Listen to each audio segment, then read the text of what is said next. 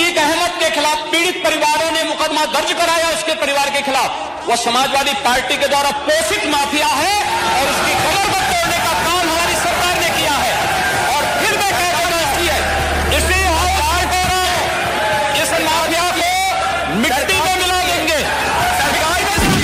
2023 ഫെബ്രുവരി 23 ഉത്തർപ്രദേശ് മുഖ്യമന്ത്രി യോഗി ആദിത്യനാഥ് നിയമസഭയിൽ നടത്തിയ പ്രഖ്യാപനമാണിത്. ഈസ്റ്റ് മാഫിയ കോ മിട്ടി മേ മിലാ ദേംഗെ, അതായത് സംസ്ഥാനത്തെ അക്രമി സംഘങ്ങളെ പൂർണ്ണമായി ഉന്മൂലനം ചെയ്യുമെന്ന്. പ്രഖ്യാപനം കഴിഞ്ഞ് 18 ദിവസത്തിനിടെ 3 ഏറ്റുമുട്ടൽ കൊലപാതകങ്ങൾ യു.പിയിൽ നടന്നു. അതീഖ് അഹമ്മദും സഹോദരൻ അഷ്റഫ് അഹമ്മദും മരിച്ചത് എൻകൗണ്ടറാണെന്ന് പറയാൻ തെളിവുകളില്ല. പക്ഷേ ചോദ്യങ്ങൾ ബാക്കിയാണ്. കാരണം യോഗി സർക്കാരിന്റെ 6 വർഷ ഭരണത്തിനിടെ യു.പിയിൽ നടത്തിയത് 183 എൻകൗണ്ടർ കൊലപാതകങ്ങൾ. എൻകൗണ്ടറുകൾ പതിവ് പല്ലവിയായി ആവർത്തിക്കുന്ന രാജ്യത്തെ 1ാമത്തെ സംസ്ഥാനമാണ് യു.പി. യോഗി സർക്കാരിനെ സംബന്ധിച്ച് ഭരണത്തെ തകർക്കാൻ ശ്രമിക്കുന്ന വെല്ലുവിളികൾ തുടച്ചു നീക്കാനുള്ള ശക്തമായ നടപടിയാണ് എൻകൗണ്ടർ.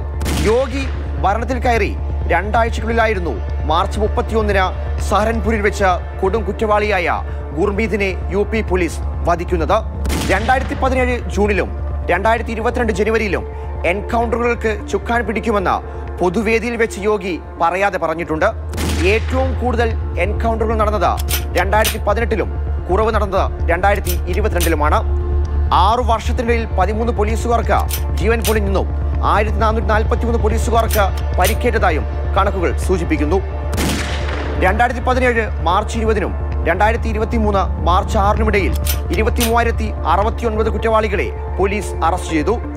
ഇവരിൽ 4,911 പേർ ഏറ്റുമുട്ടലിൽ പരിക്കേറ്റ നിലയിലാണ് പിടിയിലായത്. എന്നാൽ പോലീസിന്റെ ഇത്തരം എൻകൗണ്ടർ രീതികൾക്ക് പിന്നിൽ യോഗിയുടെ രാഷ്ട്രീയ തന്ത്രമാണെന്ന ആക്ഷേപം ശക്തമാണ്.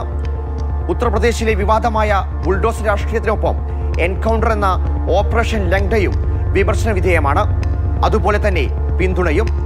ഏറ്റവും കൂടുതൽ പോലീസ് എൻകൗണ്ടറുകൾക്ക് രാജ്യം സാക്ഷ്യം വഹിച്ച 90കൾ വീണ്ടും ആവർത്തിക്കുകയാണോ എന്ന ചോദ്യം ബാക്കി.